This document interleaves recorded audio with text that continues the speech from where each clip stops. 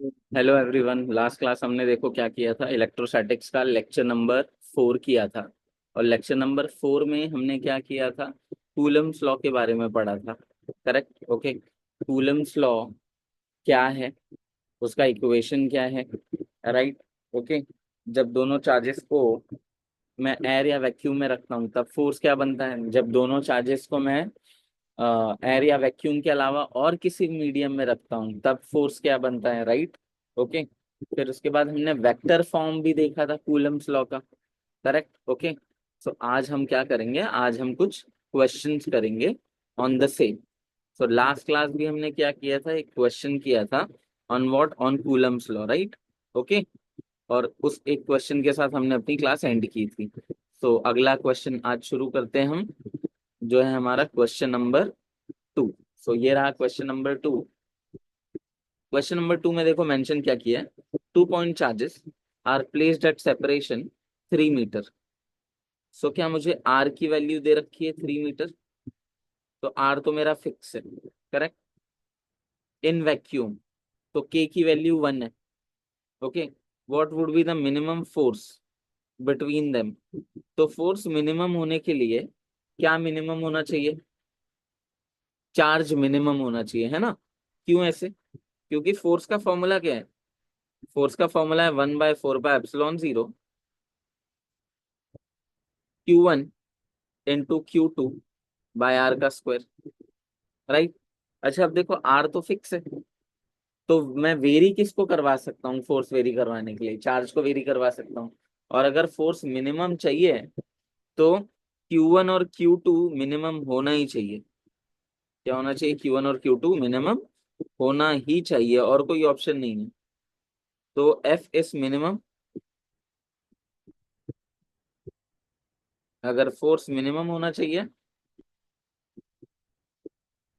तो Q1 और Q2 को मिनिमम होना ही पड़ेगा। Q1 and Q2 is minimum. Clear है इतना, ओके। और जो मिनिमम चार्ज पॉसिबल है, वो मिनिमम चार्ज क्या है, वो है 1.6 × 10⁻⁻19 कूलम का चार्ज। क्लियर है इतना। तो एफ मिनिमम क्या बन जाएगा मेरे लिए, देखो 1/4 π ε0 की वैल्यू है 9 × 10⁻⁹ ठीक है, 9 × 10⁻⁹ इंटू 1.6 × 10⁻⁻19 का स्क्वायर बाय 3 का स्क्वायर। क्लियर है इतना सबके लिए। तो एफ मिनिमम क्या बन जाएगा, एफ मिनिमम बन जाएगा 9 × 10⁻⁹ इंटू 2.56 × 10⁻⁻38 डिवाइडेड बाय 9। सब यहाँ पर देखो, ये 9 और ये 9 कैंसिल हो गया, तो एफ मिनिमम की वैल्यू क्या बन रही है, जो मिनिमम फोर्स बन रहा है वो मिनिमम फोर्स बन जा रहा है 2.56 इंटू 10⁻⁻29 न्यूटन। आई होप ये ठीक होगा सबके लिए। तो ये बन रहा है हमारा मिनिमम फोर्स। क्लियर है। चलो आगे बढ़ते हैं, नेक्स्ट क्वेश्चन नंबर 3 पर जाते हैं। देखते हैं क्वेश्चन नंबर 3 क्या। सो देखो क्वेश्चन नंबर 3 में क्या मेंशन किया हुआ है, to insulating small sphere are rubbed against each other and placed 1.6 centimeter apart। ठीक है, two insulating small sphere are rubbed against each other and placed 1.6 centimeter apart. If they attract each other with force of 0.9 Newton, how many electron were transferred from one sphere to other sphere during rubbing? तो यहाँ पर देखो लिख रहा हूं मैं, during rubbing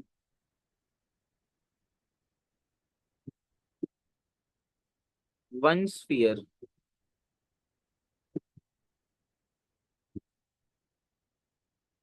loses electron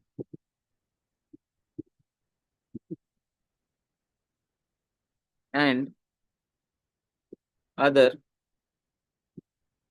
gain electron, right? ये situation है ना. So sphere are having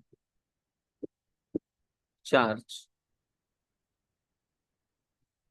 plus q and minus q. तो फोर्स का फॉर्मूला क्या बन जाएगा? F is equals to 1/4π0 q का स्क्वायर बाय r का स्क्वायर, राइट.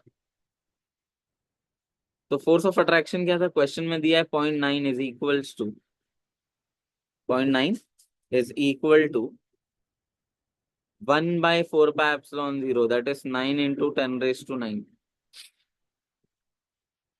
इंटू क्यू का स्क्वायर डिवाइडेड बाय आर का स्क्वायर, और डिस्टेंस क्या है? 1.6 सेंटीमीटर अपार्ट. तो 1.6 इंटू 10⁻⁻² का स्क्वायर. क्लियर है इतना? सो ये बन जाएगा 9 into 10⁻⁻1 is equal to 9 into 10⁻⁹ into Q का स्क्वायर डिवाइडेड बाय 2.56 इंटू 10⁻⁻4. तो यहाँ से अगर मैं Q की वैल्यू फिगर आउट करने जाऊं तो Q जो मिलेगा मुझे वो मिल जाएगा 1.6 इंटू 10⁻⁻7 कूलम. क्लियर है इतना? और मुझे नंबर ऑफ चार्ज ढूंढना है तो क्वांटाइजेशन ऑफ चार्ज करके कंसेप्ट पता है, that Q is NE. So N is nothing but Q by E. So Q की वैल्यू क्या है? 1.6 इंटू 10⁻⁻7 डिवाइडेड बाय 1.6 इंटू 10⁻⁻19. तो N की वैल्यू क्या बन जाएगी यहाँ पर? 10⁻12. तो इतने चार्ज ट्रांसफर हुए हैं from one body to another body. I hope इतना क्लियर है सबके लिए, राइट? ओके, चलो आगे बढ़ते हैं. Next question. अब देखो ये क्वेश्चन क्या है. क्वेश्चन में मेंशन किया है two identical sphere having positive charge are placed 3 metre apart. तो देखो शुरू करते हैं. इस क्वेश्चन में क्या मेंशन किया हुआ? दो आइडेंटिकल स्फीयर है.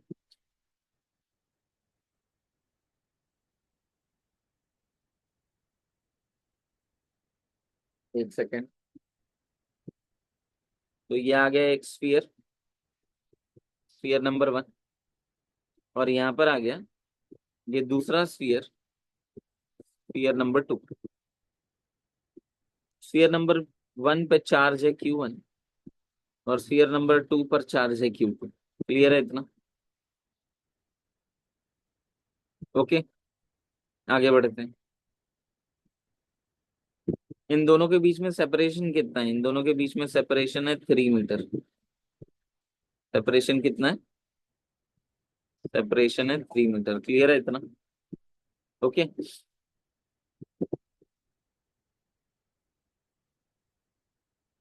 तो मैं इक्वेशन क्या लिख सकता हूँ?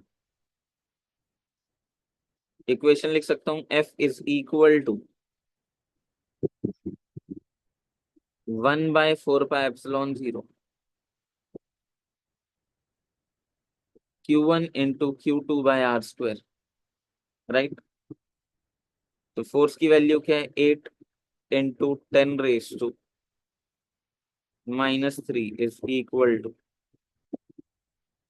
9 into 10⁻⁹ into Q1 into Q2 by are का स्क्वायर, और आर की वैल्यू क्या है? 3. तो ये बन जाएगा 9, right. So finally Q1 into Q2 की वैल्यू क्या मिल जाएगी? Q1 इंटू Q2 की वैल्यू मिल जाएगी मुझे। यहाँ पर ये 9 और ये 9 कैंसिल हो जाएगा। तो Q1 इंटू Q2 की वैल्यू को लिख सकता हूँ मैं 8 इंटू 10⁻⁻12। और इसको हम मेंशन कर देते हैं इक्वेशन नंबर 1। सो अब तक हमने जितना क्वेश्चन पढ़ा है उसके बेसिस पे हम ये कंक्लूजन पे पहुंचे हैं। Now the charges are connected by metallic wire, they began to repel each other with force of 9 into 10⁻³ Newton.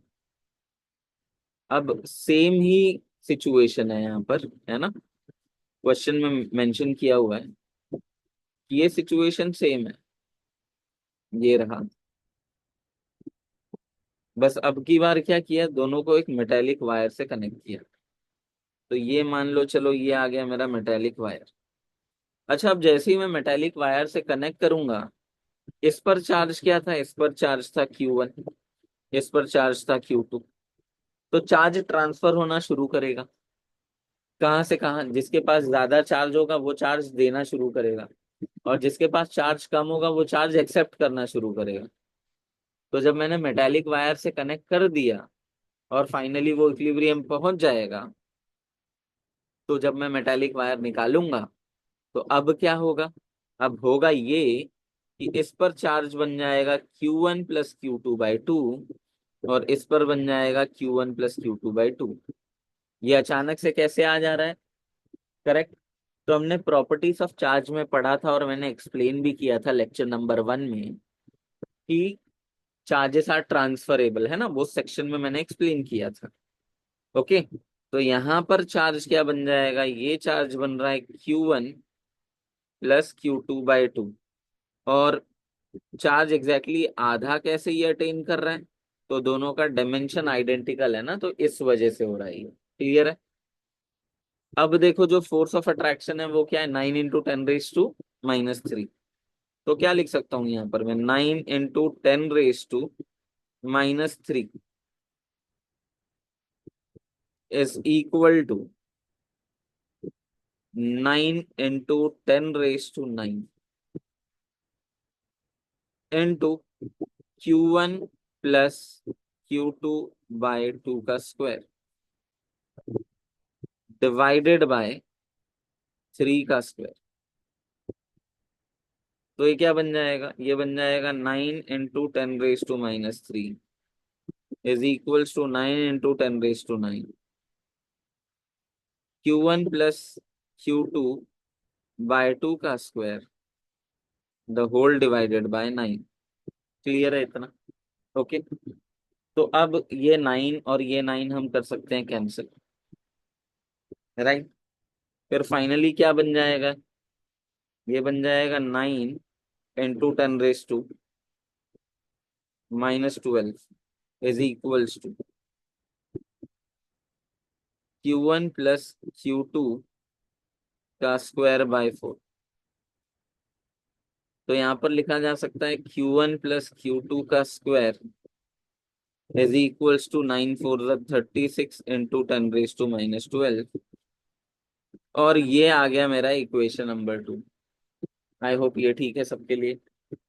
तो Q1 + Q2 की वैल्यू क्या बन जाएगी, Q1 + Q2 की वैल्यू बन जाएगी, स्क्वायर रूट ले ले रहा हूँ दोनों साइड, तो 6 इंटू 10⁻⁻6। तो वैसे इसको शिफ्ट कर देता हूँ मैं, ये बन गया मेरा इक्वेशन नंबर 2। क्लियर है इतना। ओके। तो अब आगे बढ़ते हैं। देखो, अब अलजेब्रा का एक आइडेंटिटी है। अच्छा, वो आइडेंटिटी क्या है, वो ये है कि a - b² किसके इक्वल होता है, a + b² - 4ab। तो वैसे ही लिख सकता हूँ मैं, Q1 - Q2 किसके इक्वल होगा, Q1 + Q2 -4Q1 Q2, है ना।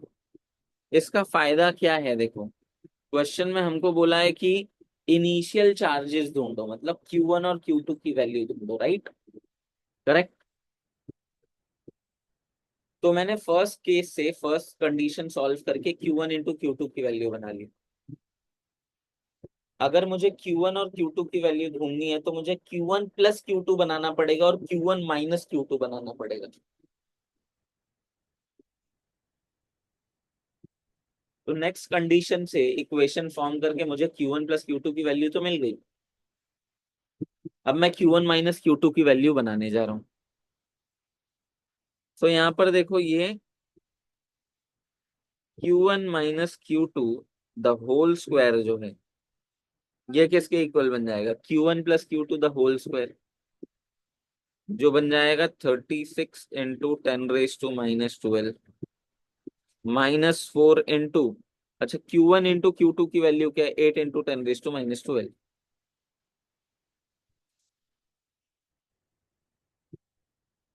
करेक्ट। तो यहाँ पर Q1 minus Q2 the whole square क्या बन जाएगा, ये बन जाएगा 4 × 10⁻12। तो Q1 माइनस Q2 क्या मिलेगा मुझे, 2 × 10⁻⁶। और ये आ गया मेरे पास इक्वेशन नंबर 3। क्लियर है।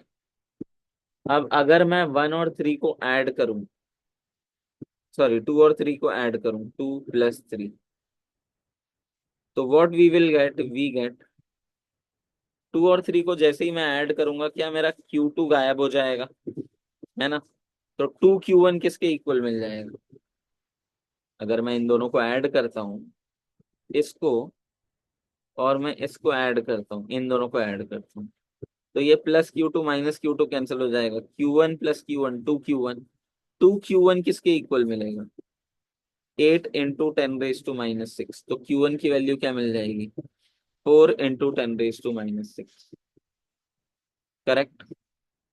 तो Q1 की वैल्यू मिल गई 4 × 10⁻⁶ कूलम।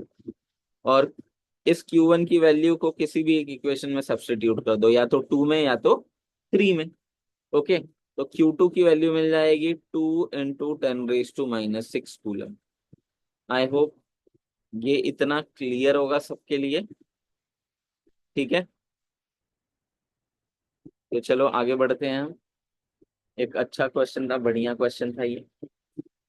हम बढ़ते हैं अगले सवाल पे हमारे। ओके, चलो next question number 5। To identical sphere having charge of opposite sign are placed at 3 meter apart, attract each other with a force of 2.4 into 10 raised to minus 3 Newton. Now sphere are touched and then placed at original separation. Repel each with force of 10 raised to minus 3 Newton. Find the initial charge on the sphere. तो ये तो same type of question ही हो गया, correct है ना। तो वापस देखो सेम ही टाइप से सॉल्व करना है। देखो क्या चल रहा है। तो मैं यहाँ पर कंसिडर कर रहा हूँ कि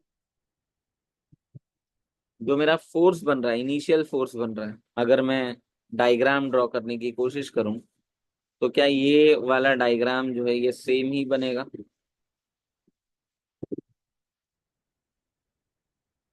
एक सेकेंड ना।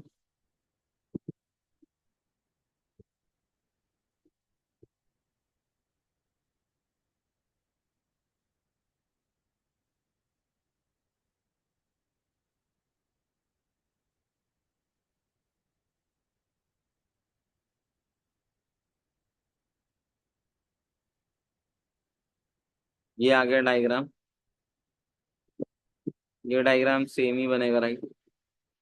तो यहाँ पर बस मैं मेंशन कर दे रहा हूँ कि जो मैग्नीट्यूड ऑफ Q1 है वो है x, और मैग्नीट्यूड ऑफ Q2 है वो है y। ठीक है। तो अगर मैं फोर्स का इक्वेशन लिखने जाऊं तो फोर्स का इक्वेशन क्या बन रहा है मेरे लिए, force is equals to 1/4πε0 Q1 into Q2/r का स्क्वायर। तो इनिशियल फोर्स क्या है, 4.2 इंटू 10⁻⁻³ ना। तो ये बन जाएगा 0.024 is equal to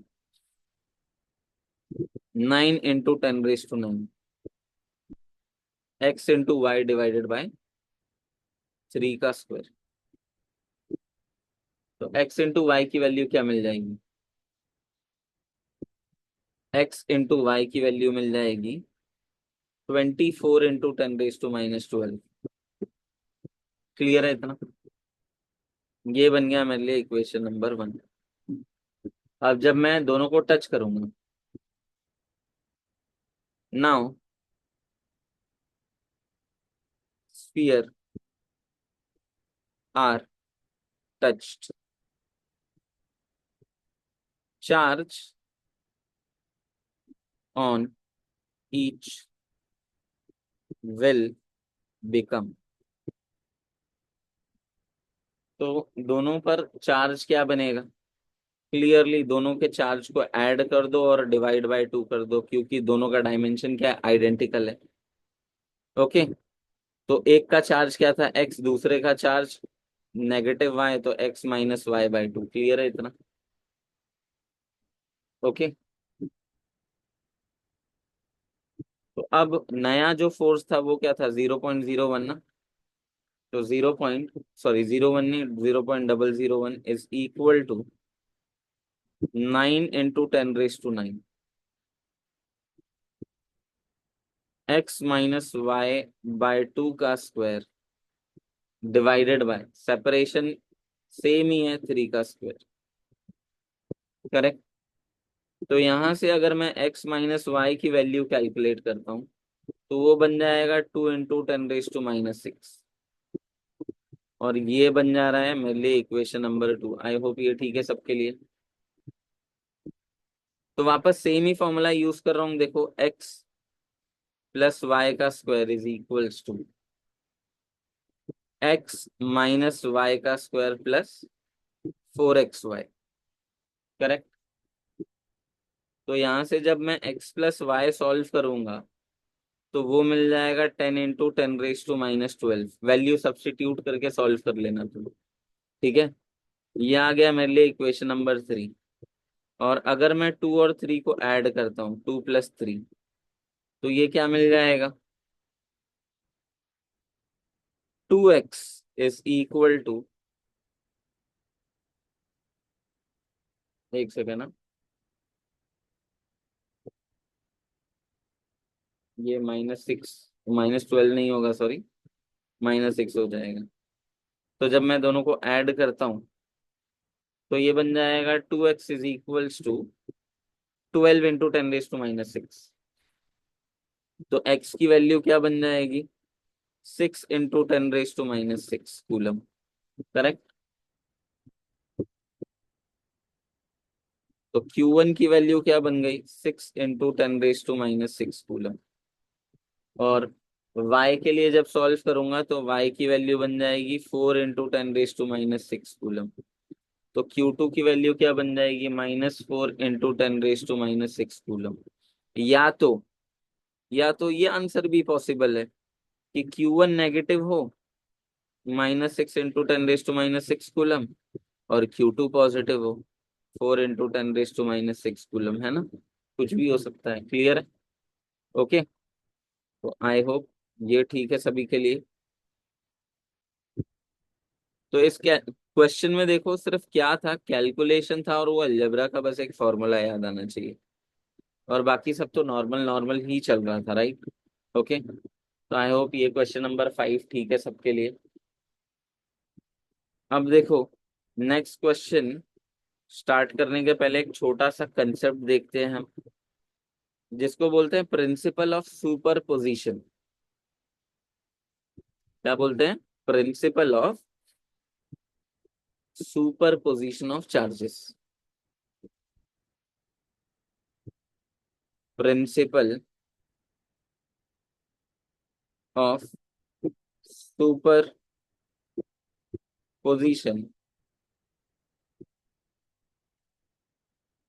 of charges. ठीक है। अब ये प्रिंसिपल ऑफ सुपरपोजिशन क्या मेंशन करता है, वो देखते हैं और समझते हैं। तो सपोज करो यहाँ पर कोई एक चार्ज है स्मॉल क्यू, और इसके सराउंडिंग में हमने बहुत सारे ऐसे चार्जेस रखे हैं। ये एक चार्ज आ गया, ये दूसरा चार्ज आ गया, ये तीसरा चार्ज आ गया, ये ऐसे nth चार्ज आ गया। तो ये बन जा रहा है मेरा Q1, ये बन जा रहा है Q2, ये बन जा रहा है Q3, और ये बन जा रहा है Qn। तो प्रिंसिपल ऑफ सुपरपोजिशन क्या बोलता है वो देखना और वो समझना।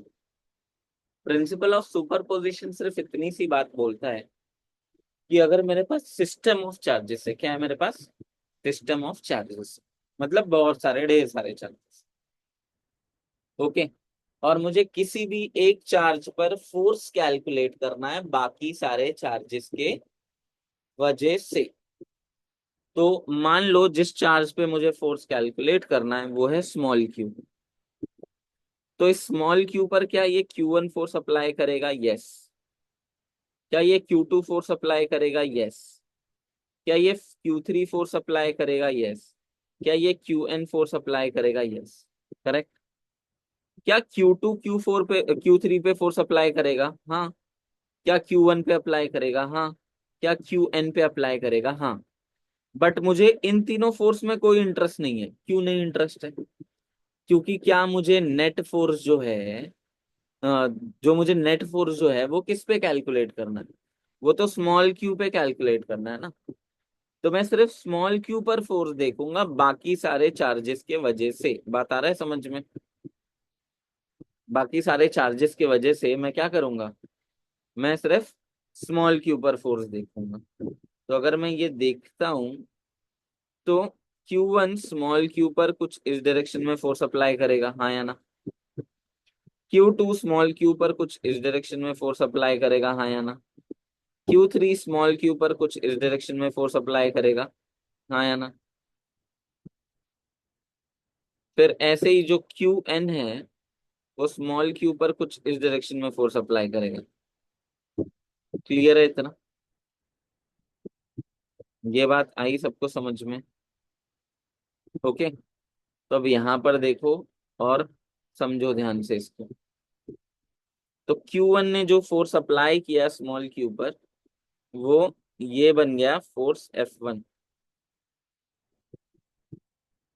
और इन दोनों के बीच में सेपरेशन कंसीडर कर लो R1।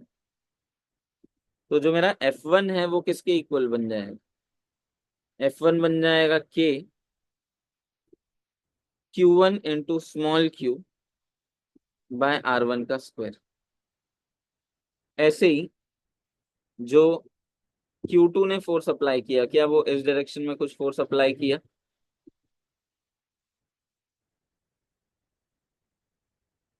है ना? इस डायरेक्शन में कुछ फोर्स अप्लाई किया और वो फोर्स क्या बन रहा है? F2। और ये लेंथ क्या बन रहा है बिटवीन द चार्जेस? R2। तो F2 किसके इक्वल बन जाएगा? ये बन जाएगा K Q2 into Q bye R2 का स्क्वायर। ठीक है। क्या Q3 ने भी फोर्स अप्लाई किया इस डायरेक्शन में? Yes obviously. तो ये फोर्स क्या बनेगा? F3। और ये सेपरेशन क्या है? R3। तो F3 की वैल्यू क्या बन जाएगी? F3 बन जाएगा K Q3 into Q bye R3 का स्क्वायर। राइट। नेक्स्ट फोर्स क्या बन जाएगा? ये बन जाएगा Fn। है ना? nth चार्ज की वजह से। और ये डिस्टेंस क्या बन जाएगा? Rn। तो यहाँ पर मैं F to the base n क्या लिख सकता हूँ? ये लिख सकता हूँ K Qn into Q by Rn का स्क्वायर। क्लियर है इतना? ये चीज आया समझ में? आई होप समझ में आया होगा। राइट। ओके। तो इन सब के क्या अपने डायरेक्शंस हैं। तो अगर मैं तुमसे पूछूं नेट फोर्स क्या बन रहा है on the charge small Q, तो Fn बार क्या लिखोगे? F1 bar plus F2 bar plus F3 बार प्लस ऐसे n चार्जेस है, तो Fn बार। बात आ रही है समझ में? और सिंस फोर्स जो है वो एक कैसा क्वांटिटी है, वेक्टर क्वांटिटी है, इसलिए जो एडिशन होंगे वो एडिशन भी कैसे एडिशन होंगे, वेक्टर एडिशन होंगे। क्लियर है इतना? ये बात आई समझ में? ओके, तो आगे बढ़ते हैं। अगला सवाल, ठीक है। अब प्रिंसिपल ऑफ सुपरपोजिशन पर कुछ क्वेश्चंस करते हैं हम, ठीक है। तो ध्यान से देखना और फॉलो करते जाना। ये रहा पहला क्वेश्चन। अब पहला क्वेश्चन क्या है, देखो और समझो।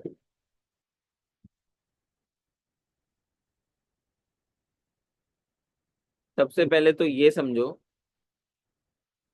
कि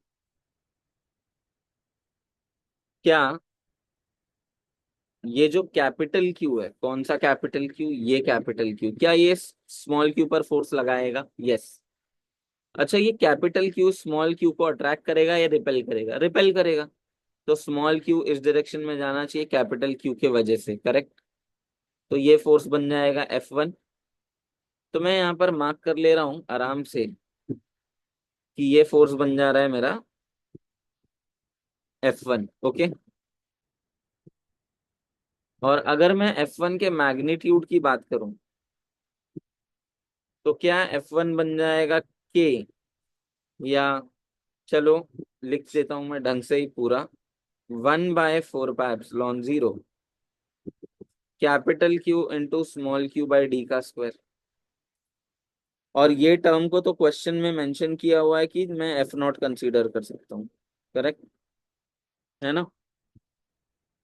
तो मैंने इसको कंसीडर कर लिया F0। आगे बढ़ता हूं मैं। अब क्या देखो, ये 2Q इस स्मॉल क्यू पर फोर्स लगाएगा, किस डायरेक्शन में? ये स्मॉल क्यू रिपेल होगा ना, तो अवे फ्रॉम द 2Q जाएगा।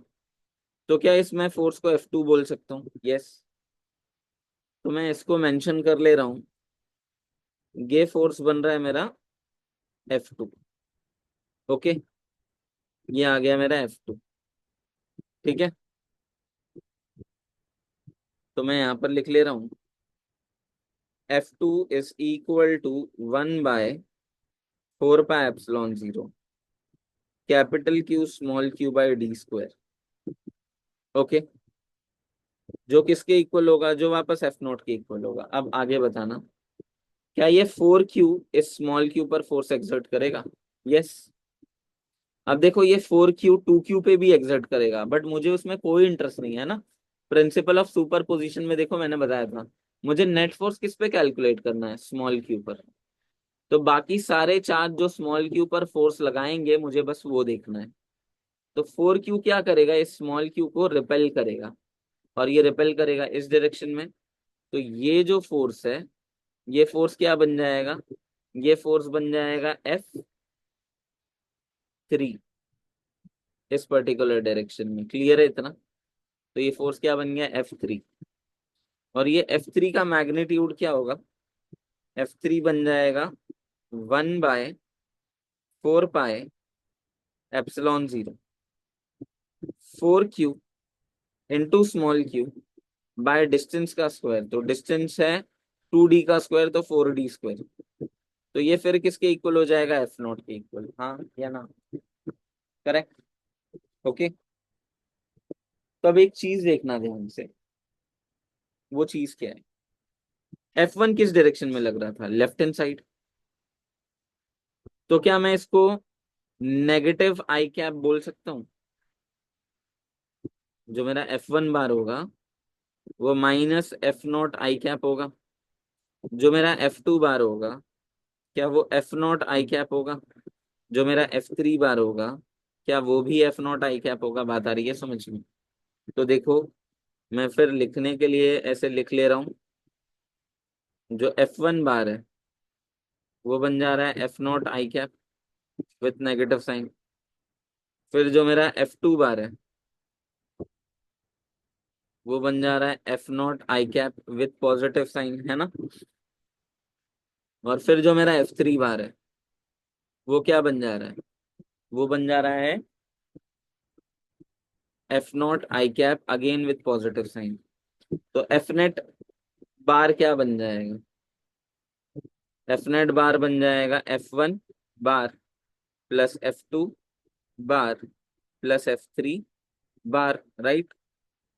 तो यहां से जो मेरा एफ नेट बार है वो एफ नेट बार क्या मिल जाएगा, ये बन जाएगा F naught I cap plus F naught I cap minus F naught I cap. तो फाइनली एफ नेट बार बन जाएगा एफ नॉट आई कैप। ये क्लियर है, ये पॉइंट क्लियर है। आई होप ये पॉइंट ठीक होगा सबके लिए। ओके,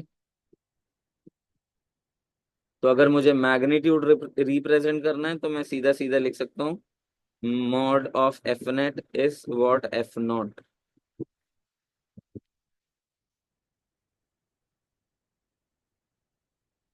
आई होप इतना ठीक होगा सबके लिए, राइट।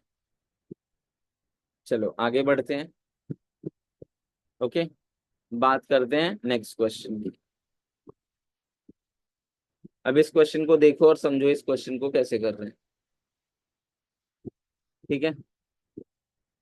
तो क्वेश्चन में ये मेंशन किया हुआ है कि ये रहा मेरा सिस्टम। अब इस सिस्टम पर क्या क्या फोर्स लगेगा वो देखो और वो समझो ध्यान से। क्या ये 16 क्यू इस स्मॉल क्यू को रिपेल करेगा और ये इस डायरेक्शन में फोर्स एक्सपीरियंस करेगा, राइट। तो 16 क्यू रिपेल कर रहा है इस डायरेक्शन में और ये फोर्स बन जा रहा है F1। अगर मैं F1 का मैग्नीट्यूड लिखने जाऊं तो ये F1 किसके इक्वल है, F1 इज इक्वल्स टू 1/4πε0, है ना। 1/4πε0, 16 capital Q into small Q by 4D का स्क्वायर। तो F1 किसके इक्वल हो जाएगा, ये बन जाएगा 1/4πε0, 16 capital Q into small Q by 4D का स्क्वायर। सॉरी 4D का स्क्वायर नहीं, ये बन जाएगा 16D का स्क्वायर। तो F1 किसके इक्वल बन जा रहा है, F1 फाइनली बन जा रहा है 1/4πε0 capital q small Q by d square, जिसको मैं लिख सकता हूँ एफ नॉट के इक्वल, हाँ या ना। आगे बढ़ते हैं नेक्स्ट। अब ये 9Q क्या करेगा, ये 9Q स्मॉल क्यू को रिपेल करेगा इस डायरेक्शन में, है ना। और ये फोर्स बन जाएगा F2, करेक्ट। ओके, तो F2 की वैल्यू क्या बनेगी, जो F2 बार बनेगा, F2 बार नहीं सॉरी मैग्नीट्यूड लिखता हूँ चलो। जो F2 बनेगा ये बनेगा 1/4πε0 9Q into small Q by 3D का स्क्वायर। तो F2 क्या बन जाएगा, 1/4πε0 9 capital Q into small Q by 9D का स्क्वायर।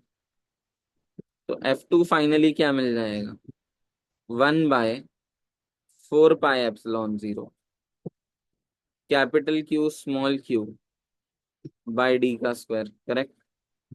तो F2 फाइनली किसके इक्वल मिल जाएगा, क्या ये भी एफ नॉट के इक्वल मिल जाएगा, बिल्कुल मिल जाएगा, राइट। अब आगे देखो, आगे क्या लिख रहा हूँ मैं। अगर मैं वेक्टर टर्म्स में लिखना चाहूँ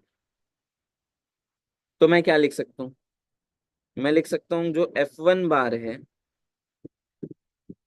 वो minus F naught I cap है, नेगेटिव एक्स एक्सिस की तरफ जा रहा है ना ये देखो। और F2 बार जो है वो minus F not J cap की तरफ है। तो इससे समझ में क्या आता है, बस खाली इससे समझ में ये आता है कि इन दोनों के बीच में एंगल क्या है, 90 है, और वो तो देख के भी मैं बता सकता था, सिंस ये 90 है तो ये भी 90 होगा। तो बस मुझे नेट फोर्स निकालना है। तो याद है वेक्टर का वो formula, under root p² + q² + 2pq cos theta. मैं उससे नेट फोर्स कैलकुलेट कर सकता हूँ।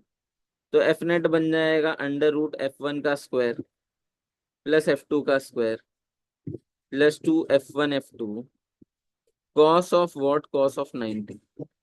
कॉस 90 0 होता है, तो यहाँ से एफ नेट क्या बन जाएगा, एफ नेट बन जाएगा मेरा √F1 का स्क्वायर प्लस F2 का स्क्वायर। तो एफ नेट फाइनली बन जाएगा √2 F0। एफ नेट क्या बन जाएगा, √2 F0। आई होप ये पॉइंट क्लियर है सबके लिए, राइट? ठीक है, ओके। तो चलो आगे बढ़ते हैं। नेक्स्ट क्वेश्चन ये रहा, क्वेश्चन सी, है ना। अब इसमें क्या चल रहा है वो देखो ध्यान से, आराम से। वापस मुझे कैलकुलेट करना है net force on charge what, on charge small Q, correct.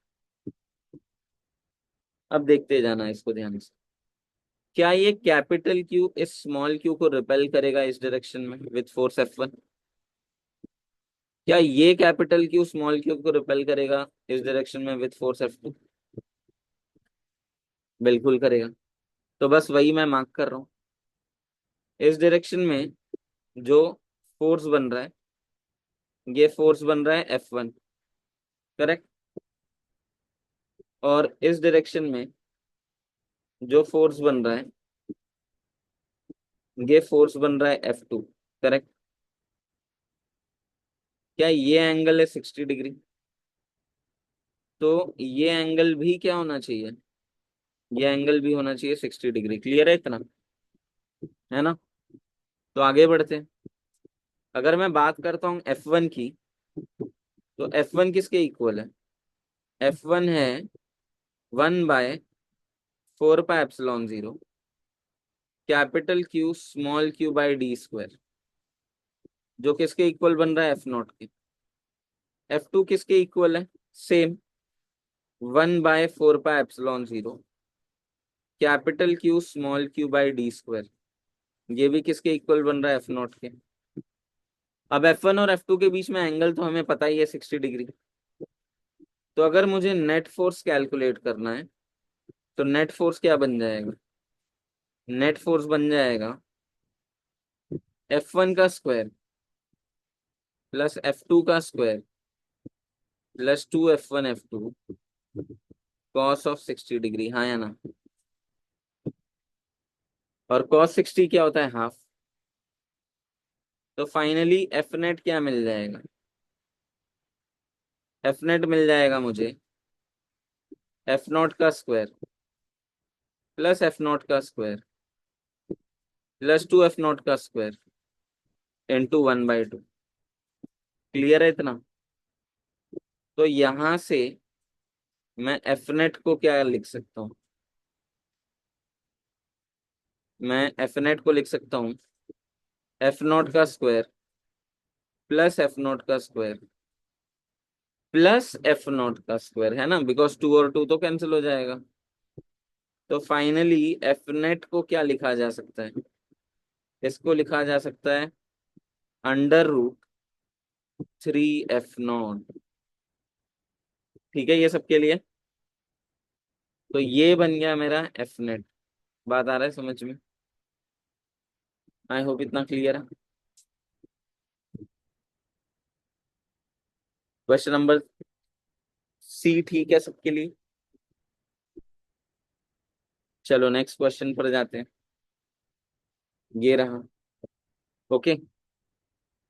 अभी इसमें बस क्वेश्चन देखो। क्वेश्चन क्या है, मेरे पास क्या है, मेरे पास है 4 चार्जेस जो स्क्वायर के कॉर्नर पे प्लेस्ड है, करेक्ट। ये चार्जेस जो स्क्वायर के कॉर्नर पे प्लेस्ड है, ये आ गया। राइट। अब इसको देखना ध्यान से। स्क्वायर का जो साइड है वो साइड क्या है, √2d। तो सबसे पहले मुझे ये बताओ, क्या ये कैपिटल क्यू इस स्मॉल क्यू को रिपेल करेगा? और रिपेल करेगा तो इस डायरेक्शन में, और ये फोर्स बनेगा F1, राइट। तो ये F1 की वैल्यू क्या बनेगी, सबसे पहले तो वो बना ले रहे हैं हम लोग। ओके। तो F1 की वैल्यू क्या बन रही है वो देखो। सबसे पहले तो ये समझ लो कि ये बन जा रहा है मेरा F1।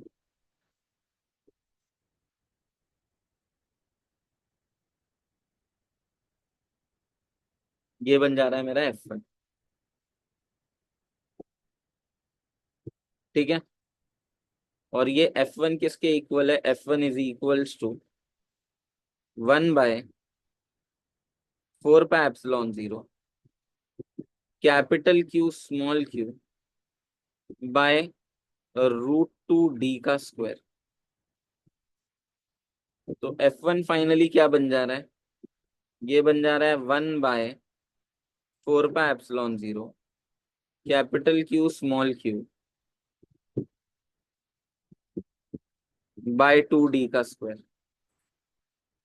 करेक्ट। तो क्या मैं F1 को F0/2 बोल सकता हूँ? राइट। ऐसे ही आगे बढ़ते हैं। क्या देखो, ये जो कैपिटल क्यू है ये स्मॉल क्यू को इस डायरेक्शन में फोर्स एक्सर्ट करेगा, और जो होगा F2। तो यहाँ पर मैं लिख सकता हूँ, ये जो फोर्स बन रहा है इस डायरेक्शन में, क्या ये फोर्स होगा F2? और F2 की मैग्नीट्यूड क्या बनेगी, same F2 is equals to 1/4πε0 capital q small Q by √2d का स्क्वायर, है ना। तो F2 क्या बन जाएगा, 1/4πε0 capital q small Q by 2d का स्क्वायर। तो F2 को भी क्या लिखा जा सकता है, F0/2, राइट। ओके। आगे बढ़ते हैं, चलो। क्या अब ये जो कैपिटल क्यू है ये इस स्मॉल क्यू को रिपेल करेगा विथ फोर्स F3 इस डायरेक्शन में? यस। तो ये मेरा फोर्स यहाँ पर बन गया ऐसे कुछ, जो बन रहा है F3। अब अगर मैं इस F3 का मैग्नीट्यूड कैलकुलेट करने की कोशिश करता हूँ, तो ये F3 क्या बन जाएगा, देख। F3 is equals to 1/4πε0 capital q small Q by distance का स्क्वायर। और अब ये डिस्टेंस बड़ा इंटरेस्टिंग है, ये डिस्टेंस क्या होगा, वो तो ये डिस्टेंस होगा ना, जो इस स्क्वायर का क्या होगा, डायगोनल होगा, है ना। जो स्क्वायर का क्या होगा, डायगोनल होगा। तो लिखने के लिए मैं इसको कैसे लिख सकता हूँ, देख। ये डायगोनल है, क्या ये √2d है और ये भी √2d है। अगर मैं इसको x मानता हूँ, तो ये x का square is equal to √2d का स्क्वायर प्लस √2d का स्क्वायर, हाँ या ना। तो x का square is equal to 2d² plus 2d²। तो x का स्क्वायर इज व्हाट, 4d²। तो x इज व्हाट, 2d। ये मिल रहा है मुझे x का वैल्यू, बात आ रहा है समझ में। और x क्या है, distance between this capital Q and this small Q. Clear है। ओके। तो चलो आगे बढ़ते हैं।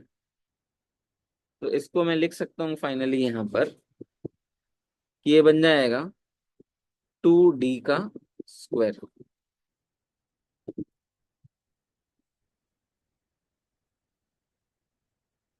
ओके। चाहिए तो एक बार वापस देख लेते हैं, है ना। ये x कैसे निकाला मैंने, इसको मान लो x, ये है √2d और ये है √2d। तो x का स्क्वायर इज √2d का स्क्वायर प्लस √2d का स्क्वायर। क्या किया मैंने, पाइथागोरस थ्योरम यूज किया है। X square is 2d² plus 2d²। तो what is x², 4d²।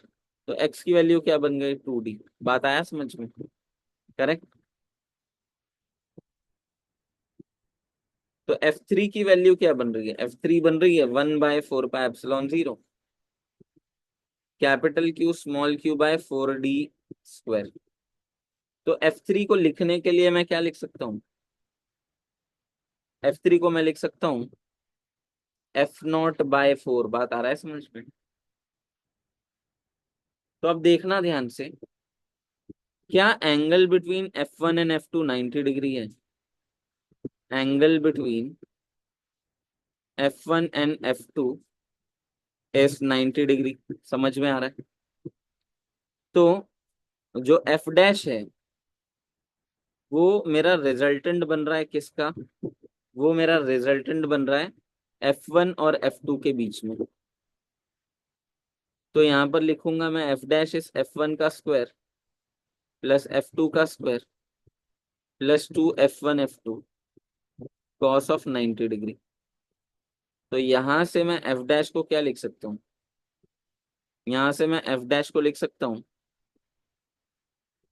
F1 का स्क्वायर प्लस F2 का square plus 2 F1 into F2 into 0। बात आया समझ में?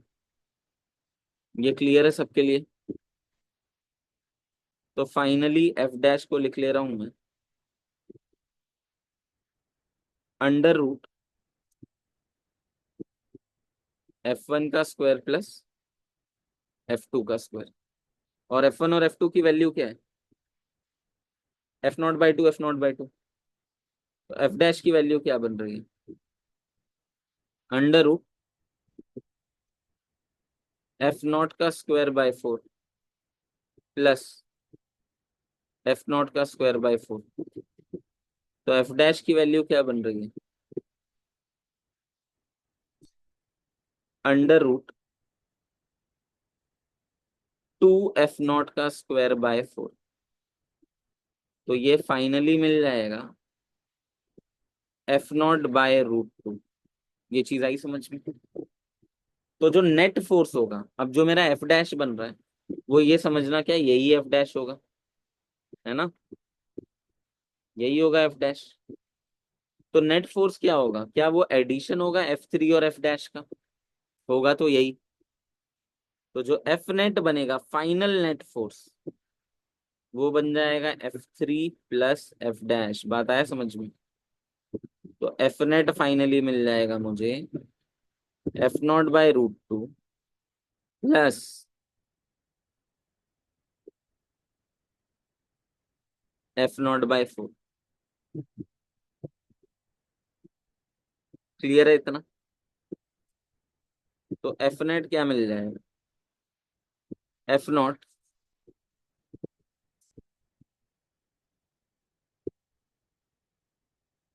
4 प्लस √2/4 रूट। क्लियर है इतना सबके लिए? ठीक है ये सबके लिए?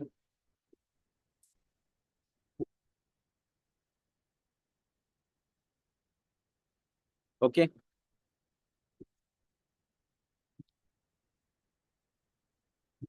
तो ये बन रहा है मेरा फाइनल नेट फोर्स।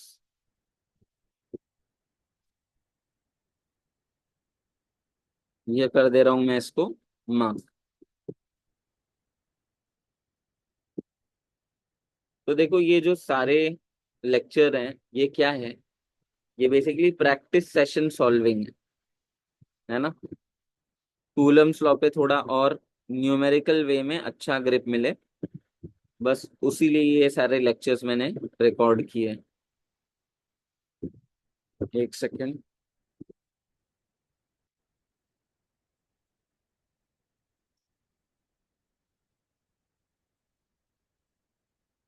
ये रहा, ये था हमारा क्वेश्चन। ठीक है, तो आज की क्लास देन हम यही खत्म करते हैं। चलिए बाय।